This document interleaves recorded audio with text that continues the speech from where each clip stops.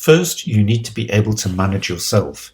You need to manage your time, your energy, your emotions, and your health.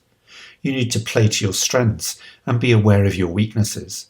You need to be organised, to plan your time, ensure you get things done, and create a healthy work-life balance. You need to be thinking how you can become more productive.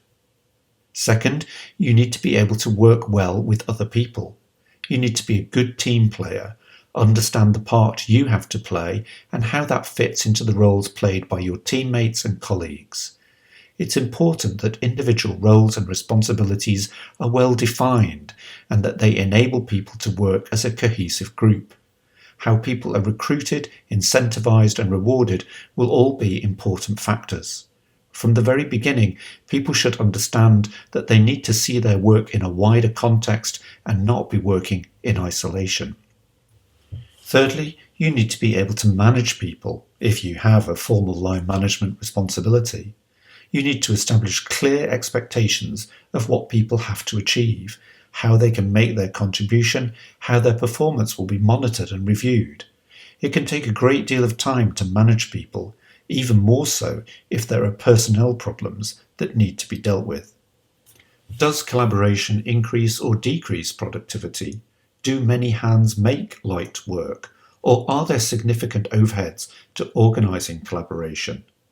There are in fact a whole host of problems that arise when people try to work together. There are many opportunities for misunderstandings and disagreements. Decision-making can become tediously slow. Significant amounts of time can be taken up in overseeing communication, reporting and meetings. The paradox is that although organisations promote the need for collaboration, they function so as to prevent it happening.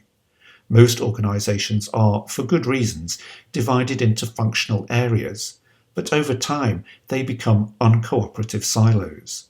Different parts of the business develop their own rhythms and ways of doing things. There can be confusion and unhelpful competition. Jealousy, suspicion, and deliberate discrimination can all loom large when people have to collaborate.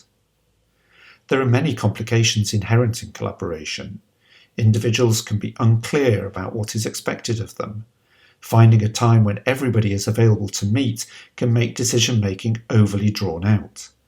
People at the top can become divorced from the challenges that people on the front line are experiencing. Teams may have many people who work in different locations and even different time zones. Workloads may be unevenly distributed. It's not uncommon for a small number of people to be overworking and in effect carrying the rest of the team. And eventually, this can have a very demotivating effect on key team members. You need to avoid the temptation not to collaborate. Sometimes it's tempting to think it would be quicker to do things by ourselves and avoid involving other people. This thinking can explain the reluctance of entrepreneurs to employ more people in their business. They launch a business only to find themselves diverted away from their primary motivations into having to manage people. These people issues need to be dealt with and not avoided. Going it alone is not a real option. In the end, there is only so far you can get by yourself. The solutions to the bigger problems lie in working together and collective brilliance. Despite all the problems, you need to find ways to generate and sustain productive working relationships.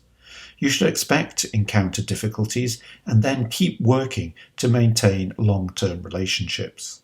There is huge potential benefit if you can make the most of the talents and resources of many people. It could dramatically increase your productivity.